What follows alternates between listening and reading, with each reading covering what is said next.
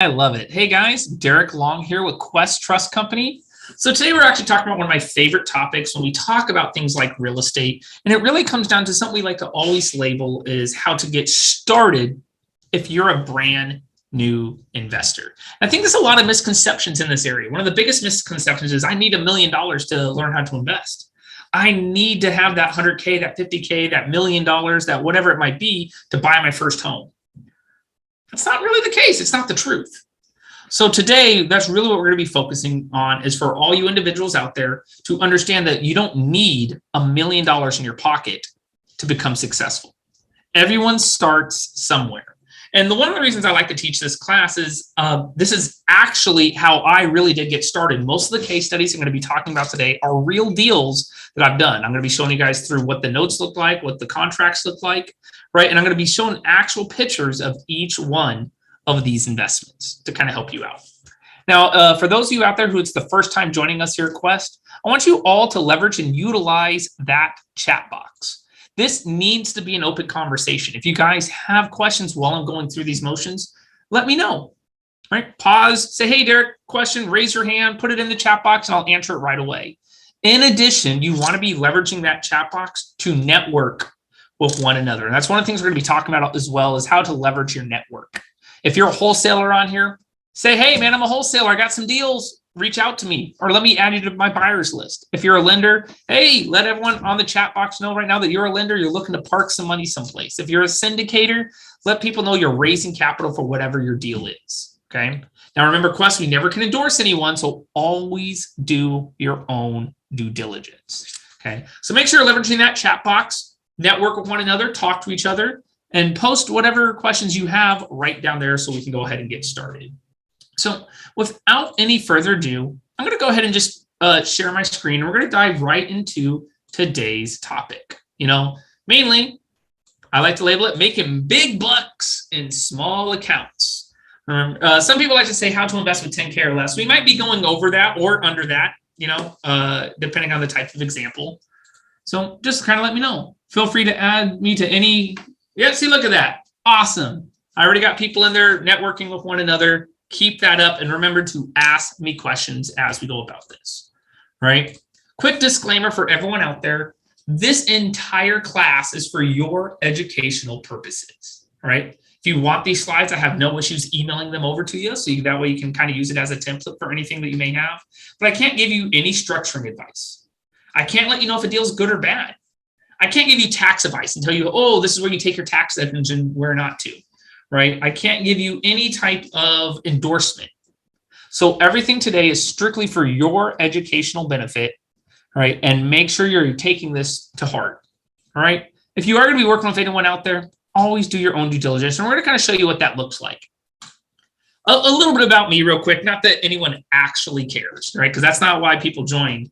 But I do feel like it's important for you guys to understand why I'm asked to teach this class. Is I didn't start off as a real estate investor.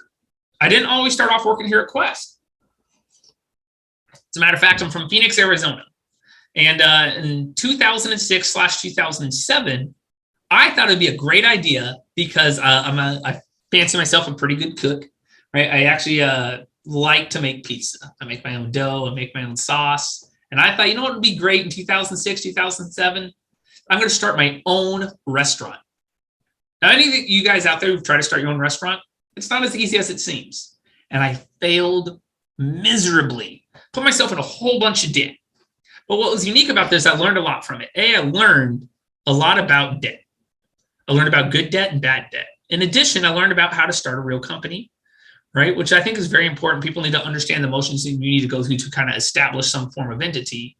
And lastly, is I really learned what it's like to fail, right? And you got to find a way to pick yourself up. So the way I picked myself up was I actually joined the military.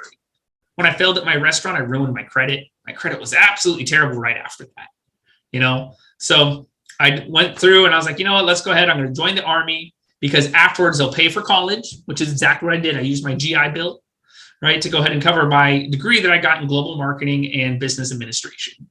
So ultimately, I didn't have a lot of fun in the Army. I was absolutely miserable there. And anyone out there who served, good for you. All right, especially for those of you guys who've done multiple years outside of the 4 years I did.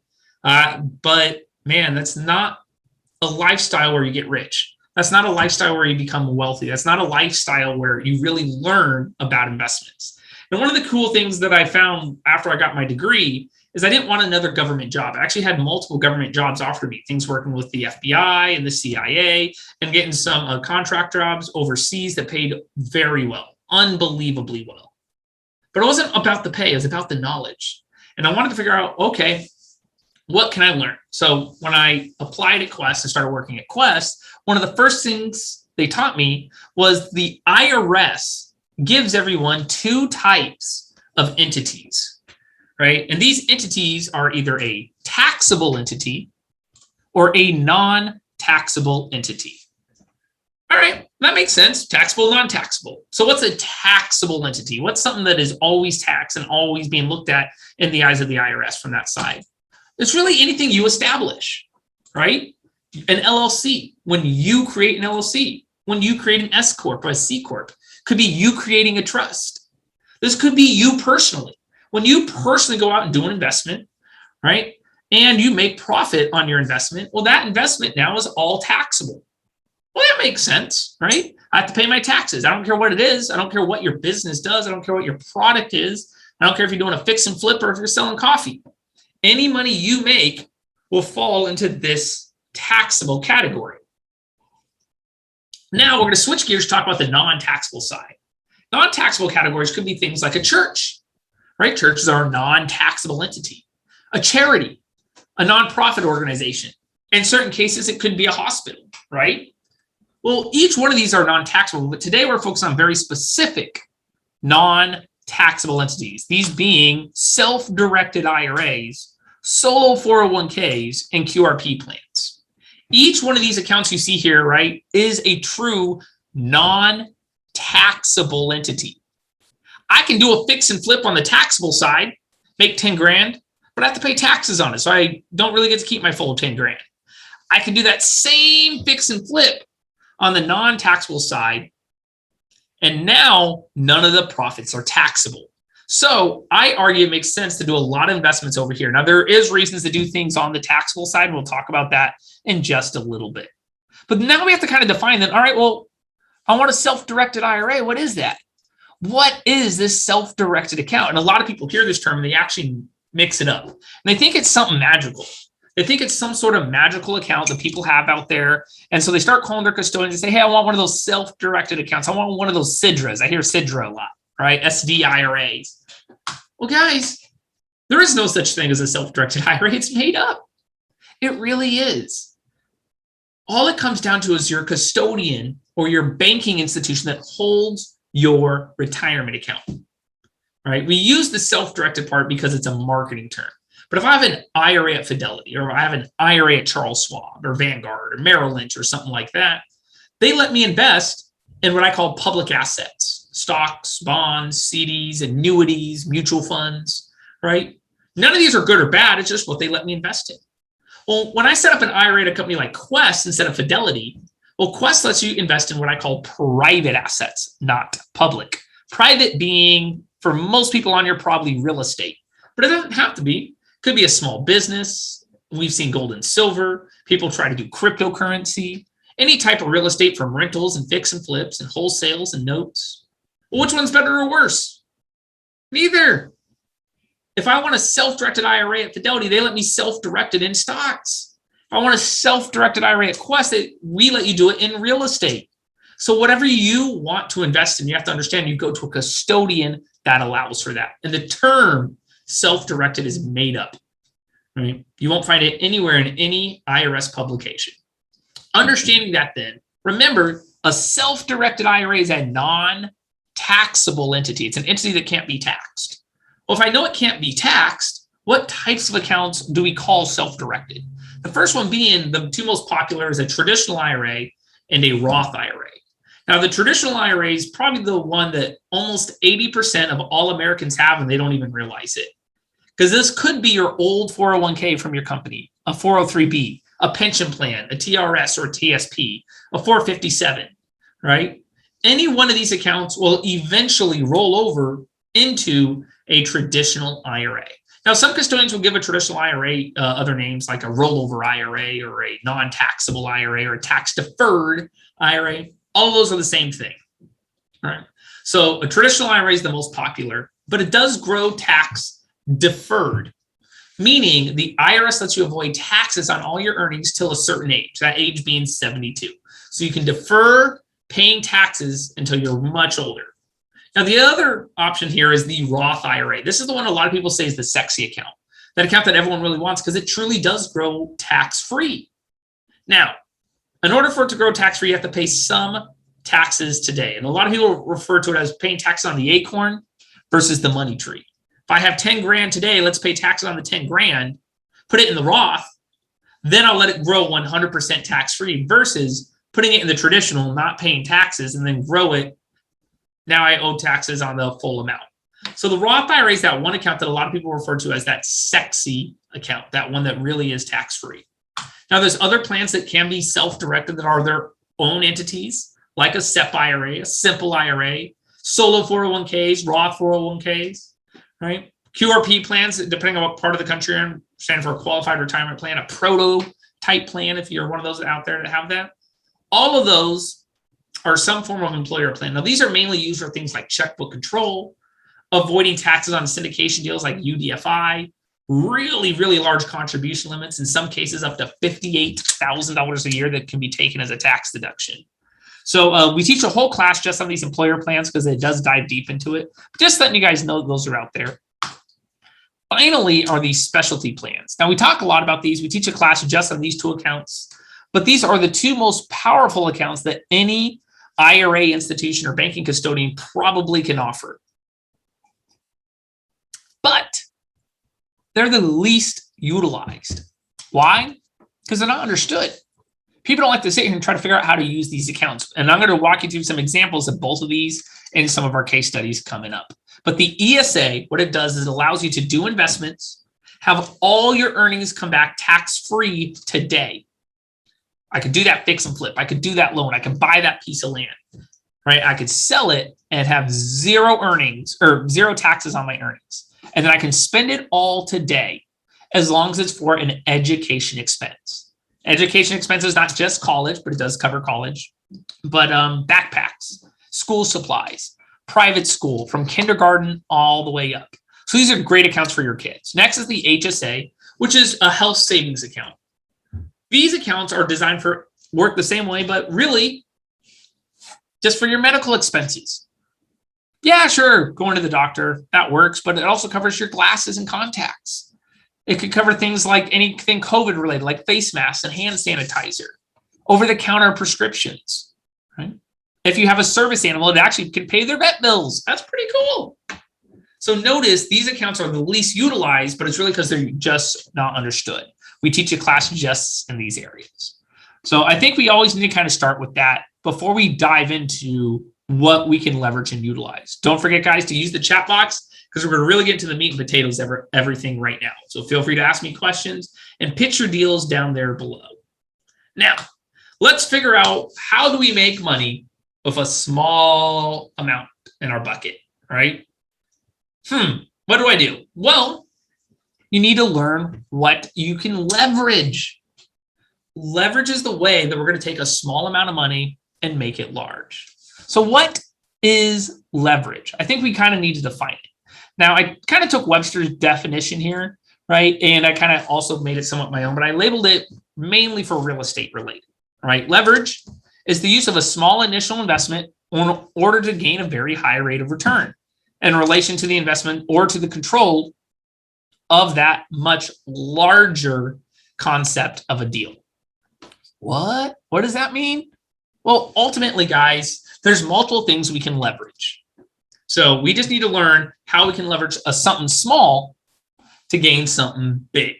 So let's talk about the different types of leverage we see a lot of clients of ours use. And this holds true in an IRA and outside of an IRA. Remember, I'm a self-directed IRA guy. I love doing deals with my Roth IRA. So all the deals I'm going to be walking you through are ones I've done in an IRA, but you can do them outside of an IRA as well. So let's look at those types of leverage. I think the first one's the one that everyone thinks of, right? That pops up first, and that's money. Man, if I have $1 million, I can leverage my $1 million to make me money today. Well, you're right. You absolutely can. But a lot of people don't start off with $1 million, right? We don't inherit.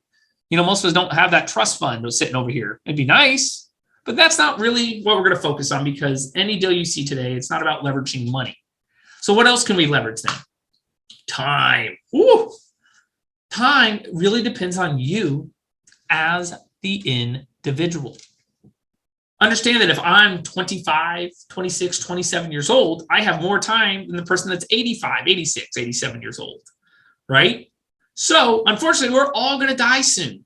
But this means I probably can leverage the time I have to do a deal if I'm willing to wait for a payment if it's larger on the back end.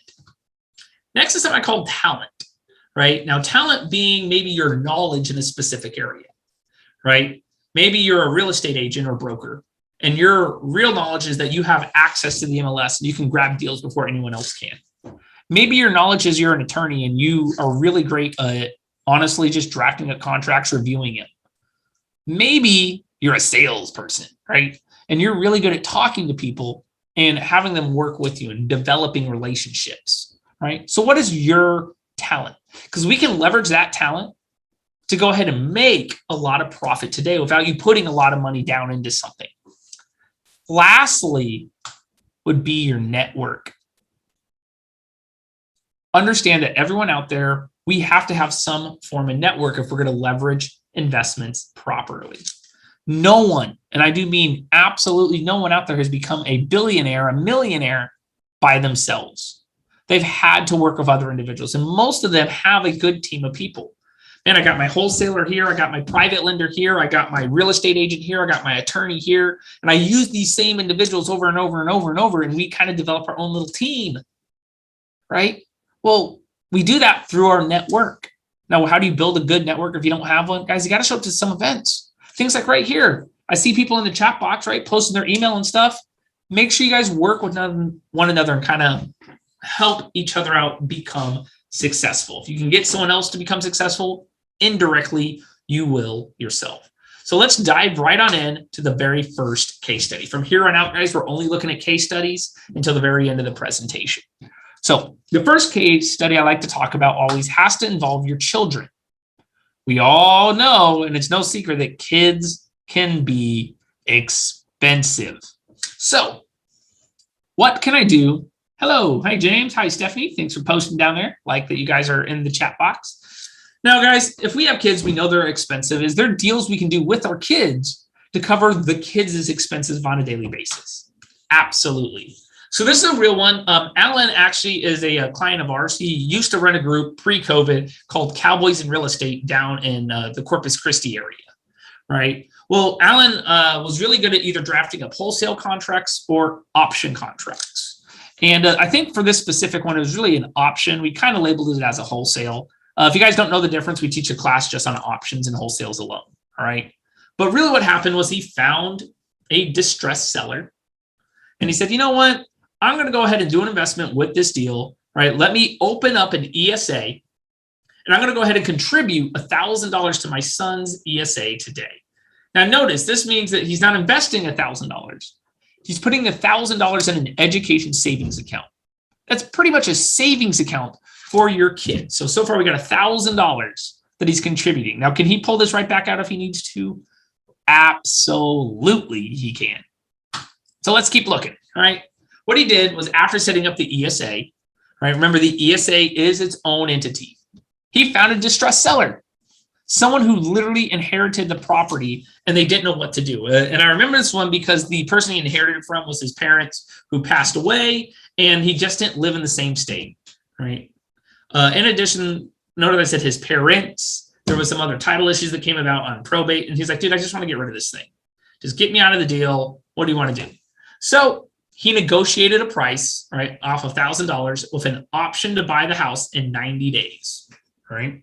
Here's what we're going to do. We're going to put some money in. I'm going to give you the $1,000, but $1,000 doesn't have to come from Alan's pocket. The $1,000 came from his son's ESA.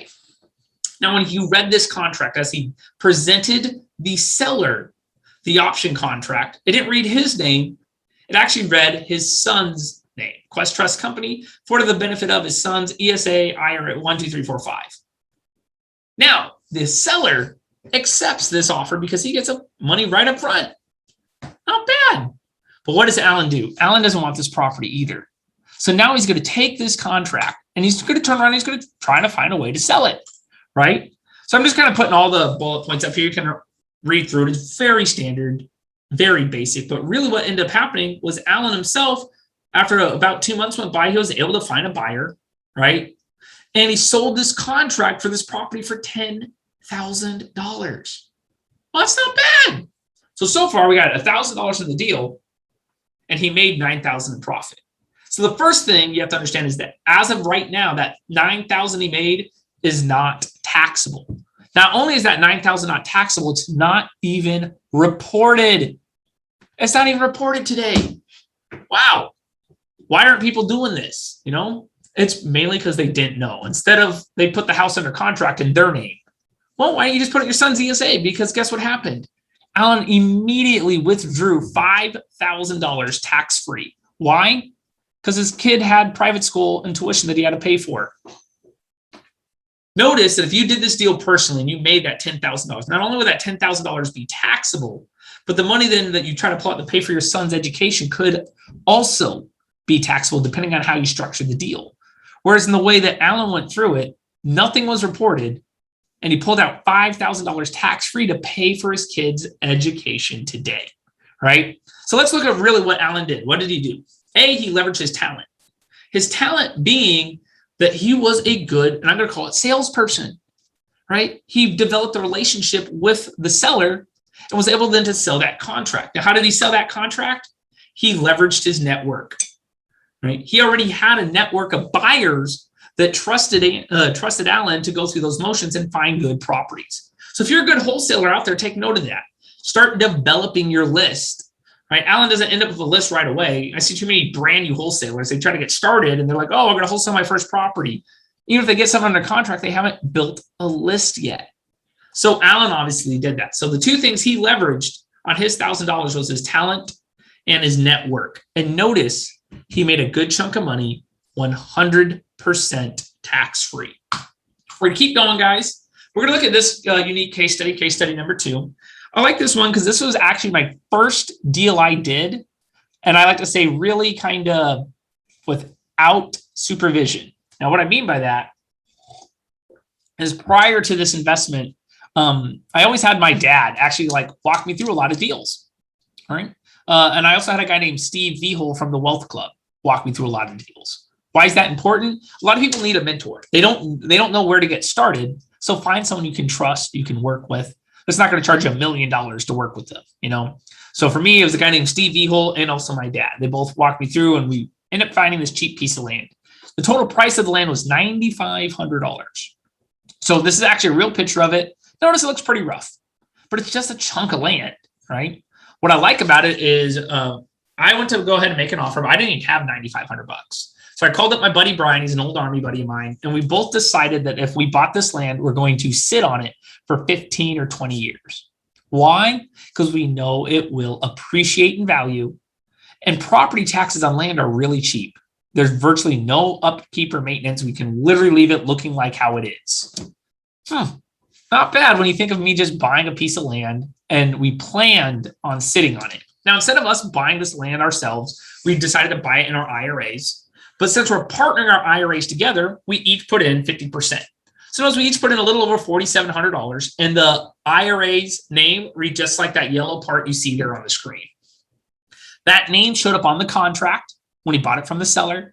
That name you see there is what shows up on the warranty deed, the settlement statement, the HUD statement. That right there. This is why your IRA is its own entity. Notice too, me and Brian only each put a little over $4,700 into the deal. Now, once again, remember, our plan is to sit on this land for the next 15, 20 years, or, if someone makes a really good offer to us. Well, get this. We got a really good offer, right? And I always say something magical happened. What was funny is that piece of land, I don't know if you guys can see my mouse, but was right here. Gotta love drones nowadays to get these type of pictures. They're really cool. But over here, we see this big old golf course. What happened was the golf course didn't even realize the land was for sale and actually wanted it.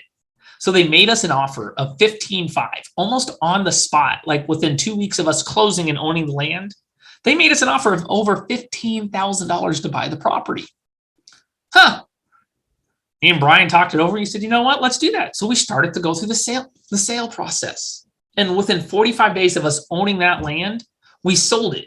Now, this means that each of us made $7,700 that came back to the IRA, 100% tax-free, and once again, not reported. I like to say it's a great way to build wealth through unique techniques. Well, Derek, you're not getting rich off these deals. You're absolutely right. This is how we're building up our network. This is how we're building up our money. Notice I'm not going to sit here and pull out this money and go spend it today. That doesn't make any sense. So we got to look at really some of the key things that was leveraged here, right? So the first takeaway, notice how two people partnered together. There's way too many times I see someone, they like, man, well, that's a good deal, $9,500 for that piece of land, but I don't have $9,500.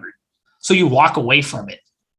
Man, leverage the chat box right there. Someone will partner with you, right? Form a friendship. Find a way to make the deal happen. You can always bring in another partner. Don't walk away from a deal and walk away from free money that's on the table because you didn't want to partner with someone. That's so goofy, right? Next, if we actually average out our percentage rate of return is about 58%. That's not bad. Is that better than I can get in the stock market? A CD, a mutual fund, an annuity? Hell yeah, it is. All right. Lastly, this could have been done with our kids' ESA's accounts. If we wanted to, we could have used a health savings account or ESA. Me and him chose a Roth. The main reason why is, remember, we thought and we planned on sitting on it for literally a decade or longer, right? But if we would have, in hindsight, probably would have used an HSA, so I could have pulled out the money today. All right. All profits in this investment were 100% tax-free, not even reported today. Lastly, is I like to say myself and Brian were in control the entire time. Most of the time when we invest in stocks and mutual funds, annuities, honestly, you're not in control. What makes your stock go up in value? Oh. What makes it go down in value? Oh. Right? You're just kind of stuck at someone else's mercy. But notice that me and Brian didn't want to sell the land. We didn't have to.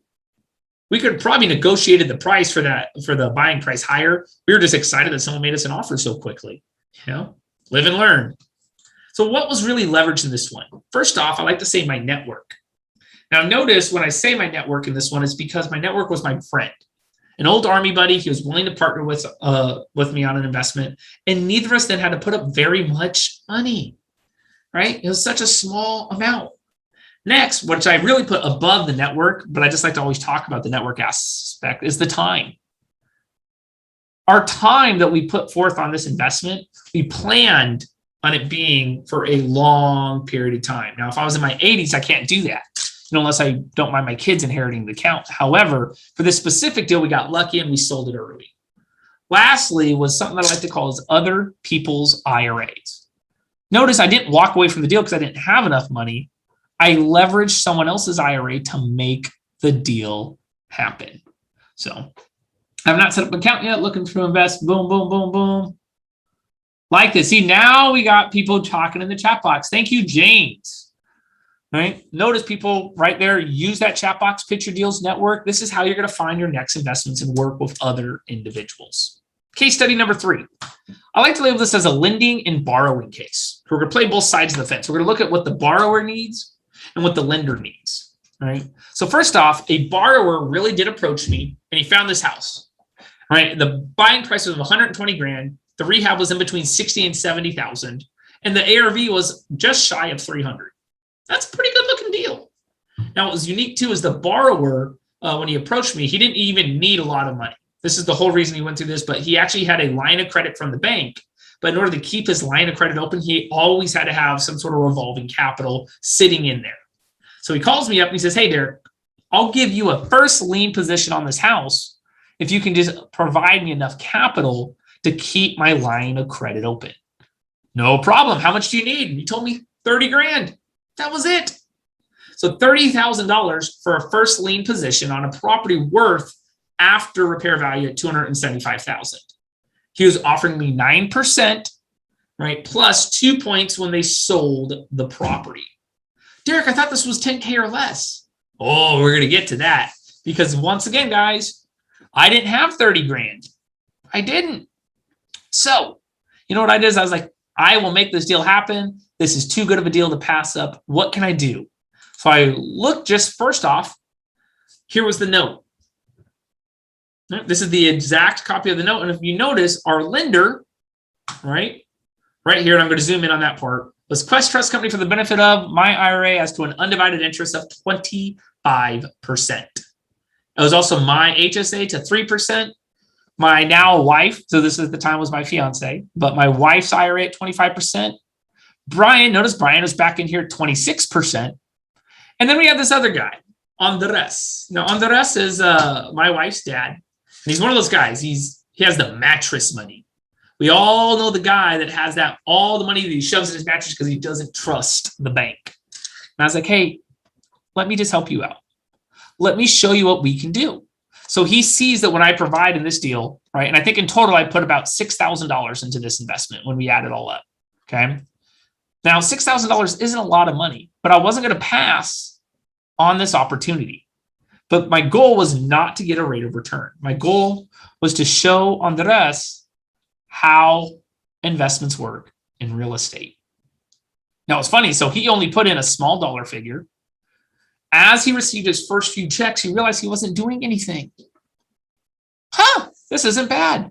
I brought him to the property that was being fixed up. I said, hey, you remember that money you just lent in on that deal? Here's the house. Here's what it looks like. If the borrower doesn't pay us back, then this is what we get to keep. And he really, really liked it. He was like, oh, I actually understand what's going on here. Now, once the borrower paid us back, right, we were able to go through a lot of things. But the first thing to take away is the borrower profited today by leveraging someone else. Notice the borrower didn't need to leverage money. He leveraged his network. So he leveraged me, my network, to where we partnered multiple IRAs together. Funds were gathered not just for me, but I like to say my whole family. Sometimes we get so caught up in, well, I don't have enough money in my account. Well, did you look at maybe your wife's IRA? Do you have an HSA? What about your parents' IRAs and your parents' HSAs and ESAs? Look across the board. Profiting today and in the future. What do I mean by that? The borrower found a way to not only profit from us, right, but we were able to profit for our IRAs, which we don't get to benefit from until the future. Lastly, we had security the entire time, meaning if the borrower at any point in time tried to run away, they got to keep a house. And as always, all the profits were not reported and all the profits were tax-free. I'm really hammering that thing in today, you guys, because so many people miss the boat on the tax-free portion and the importance of having an HSA, an ESA, a Roth IRA to avoid taxes on these investments. So what was leveraged? First off was talent. Whose talent? Both the borrower and the lender. The borrower had a special talent where he leveraged his network to go ahead and talk with me, and we figured out what to do. The talent I brought was honestly just understanding how to structure a note properly by taking some of our other note classes. Actually, I work with a guy named Eddie Speed. He runs what's called Note School, who's really big in showing and teaching people how to go through those motions and structuring notes. So if you ever have a chance to take that class, I think it's even a free class that he offers to go through that. His name's Eddie Speed, runs Note School. What else was leveraged was the network. Notice the network for me was in my own family. I didn't have to look too far outside. Whether I make money or my wife makes money, do I care? No. If her parents make money, they take us out to a nice dinner. Woohoo! Right? Lastly was always understand that we can leverage other people's IRAs. People seem to forget that. The deal in total was $30,000. And sometimes we walk away. We're like, well, I don't have 30 grand. I can't do this deal. Can you though? Could you make it happen for the right price? Could you structure it a way where you provide something to the deal and multiple other people also provide something to the deal? So don't forget and think outside the box just a little. Next case study. This one is a second lien position. Now, before I dive into this, I'm going to get a whole lot of kickback, and people are like, "Oh, second liens are bad. Oh, second liens are terrible. No one likes those. You're going to lose all your money." Not if you structure it the right way. So let's look at what happened. Right? Is there was an original borrower. Original borrower borrowed $150,000 from Jet Lending. If you don't know who Jet Lending is, they're a big lending company out here in Texas, run by a guy named Eddie Gant. Okay, so what happened was this borrower found a deal, right? The buying price of the property was 120 grand. He had 50 grand in rehab, and the ARV was strong at 300 plus. So the deal looks good, right? Jet Lending went through and lent him money to do the deal, but there was a problem. Upon inspection after starting the rehab, he found mold, and he didn't have enough money to even complete his next draw request. Now, if you don't have enough money, right, what do? Well, you can call someone like myself, which is what this individual did, and be like, "Hey, look, Derek, do you want to lend me some money so I can do this deal?" Man, if I get a second lien position, second liens are scary, because if something goes wrong, don't you lose all your money? Because the person in first lien position typically gets paid and not the second lien. Well, that's a common misconception. So let's look at what we like to see in a second lien deal when we go through these motions the proper way. So I like to call this a proper second lien. First off, I contacted the first lien holder. In this case, it was Eddie Gant at Jet Lending. I said, "Hey, Eddie, it's Derek from Quest." He said, "What's going on, Derek?" I said, "I have a borrower, right? He borrowed funds from you, right? And he's requesting a second lien. He needs just a little bit more money to complete the deal." Now, why would I do this? First off, many times when someone asked for a second lien position, they were really just scared to talk to the person in first lien position and didn't want to let them know that it was something wrong. So realistically, Eddie doesn't want to foreclose on his house. An extra 10 grand, if we look at the previous slide, does not make or break the investment. But Eddie's like, "Hey, you know what, Derek? If you're willing to provide that extra second lien, we don't have to do any extra paperwork. We don't mind. Now, all I have is great. Boom. I have confirmation from Eddie that he knows that the borrower is taking on an additional lien." I find this very important because we always want everyone to know what's going on. Next is we kind of explain the situation, right? Between the first lien holder, in this case was Eddie Gant, and the borrower. Make sure they know that the borrower needs more funds, which is everything that me and Eddie talked about. And this doesn't mean the deal is bad. So please take note of this, okay? Next, due diligence is key. Knowing that the due diligence behind the scenes, what was wrong? It was that mold issue. Well, how did you get that price that you said you needed an extra 10 grand, right? Where did that come across? Well, it came across from the mold inspector that gave me this quote right here. There we go. That's what I'm looking for, right?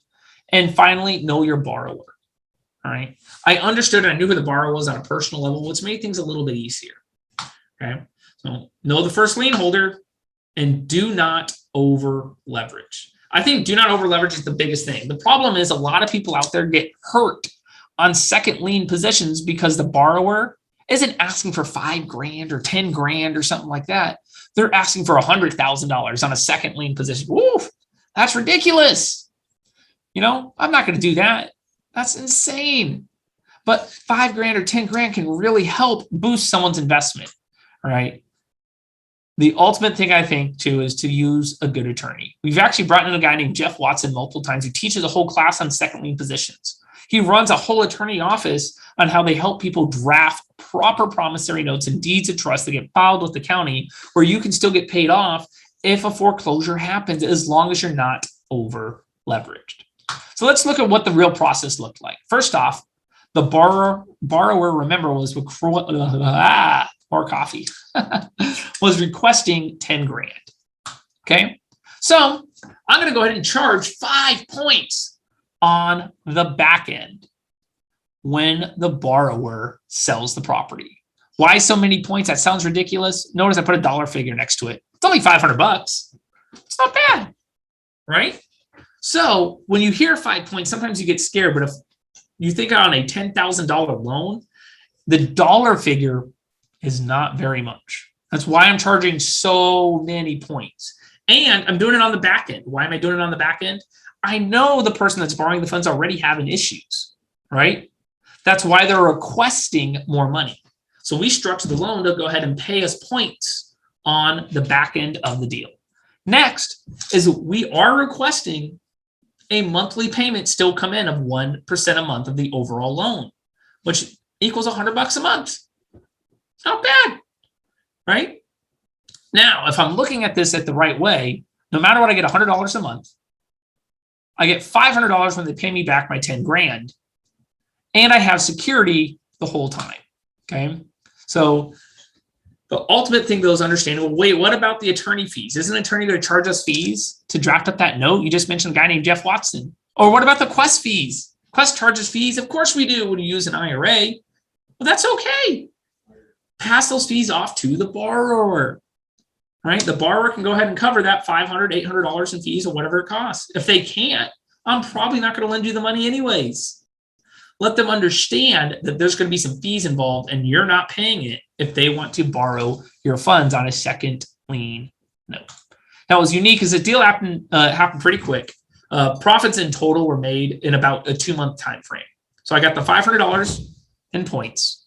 I got the $200 for 2 months worth of interest, and I received my 10K back.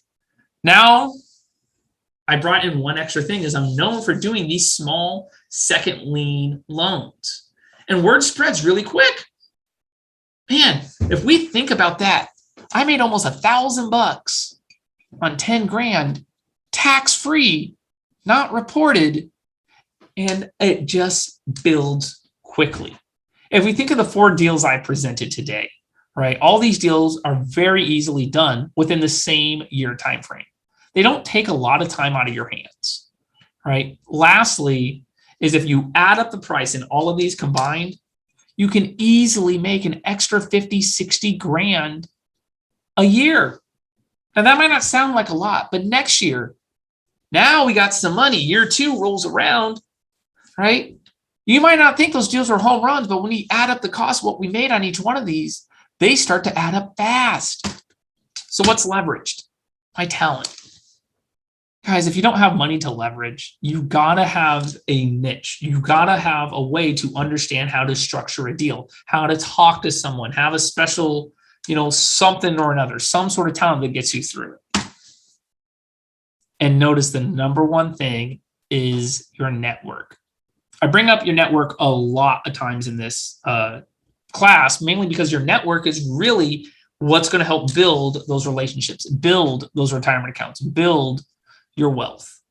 If you don't have a strong network, no one's going to approach you about your deals.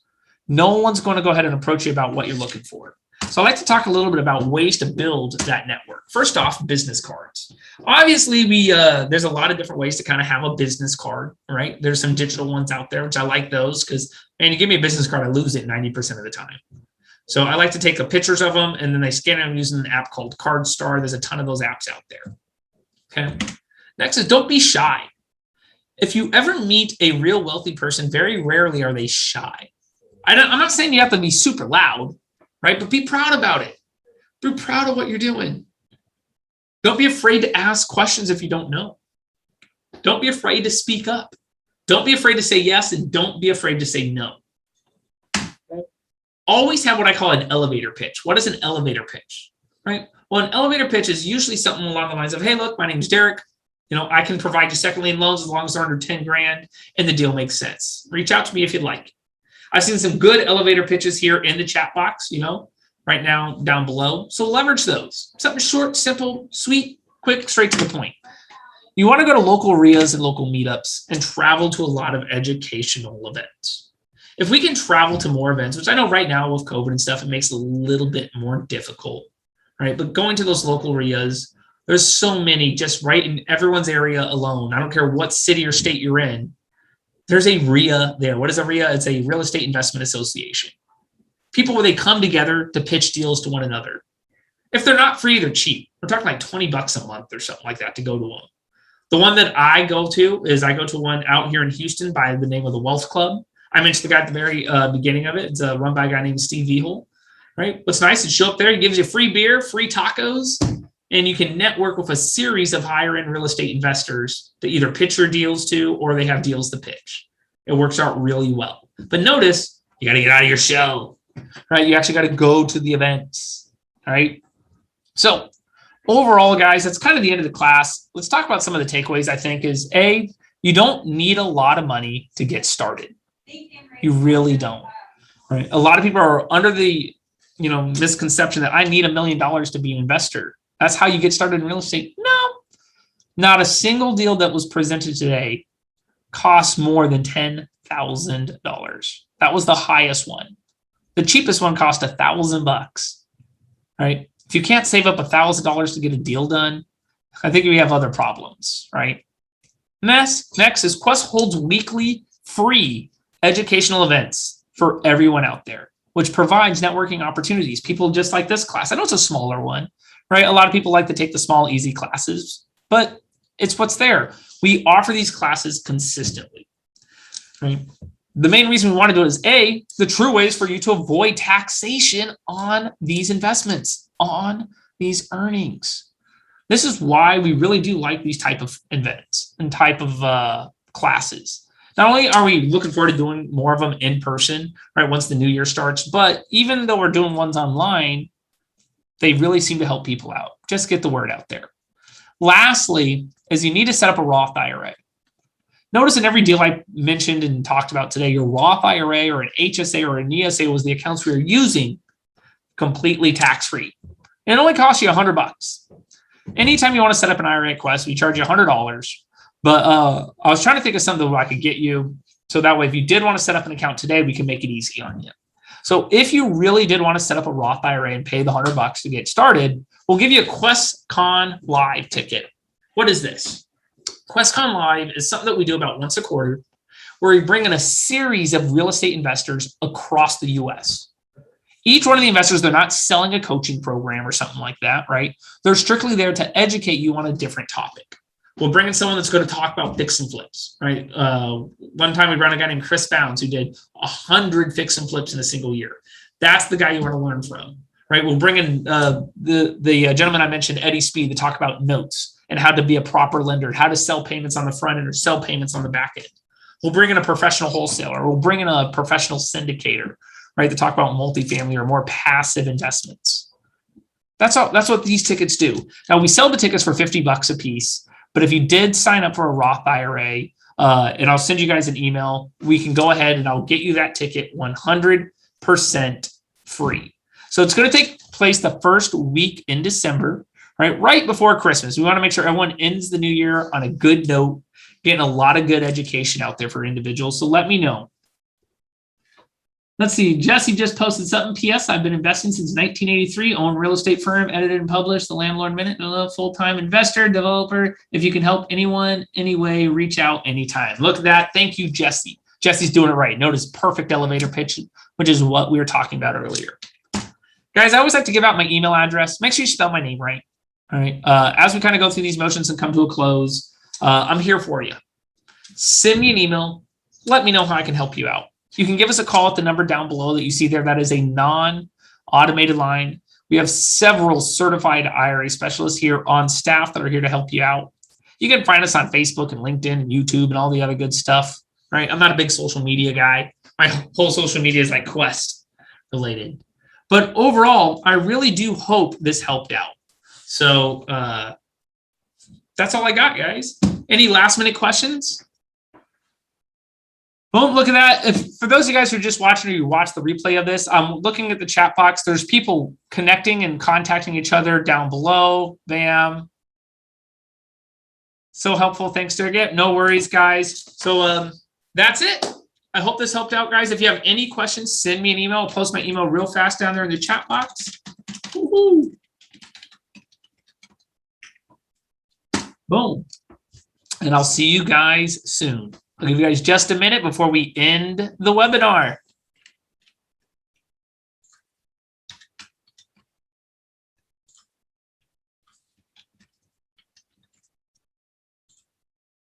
All right, guys. I will see you later. How do you view the recording? You can jump right on our YouTube channel. Just YouTube questtrustcompany.com, and it will be right there. Derek, how can we save the chat? This depends on your computer settings.